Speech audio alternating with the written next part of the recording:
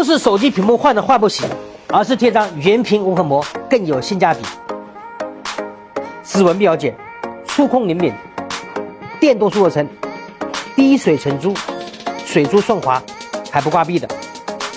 边缘的话是紧密的贴合，不卡边，不卡灰，不割手，带上壳，不翘边，不顶膜，切起来非常的方便。我们先把清洁干净手机放入贴膜框架里面去，撕掉白色的离心膜，对准孔位，下面2个，上面2个，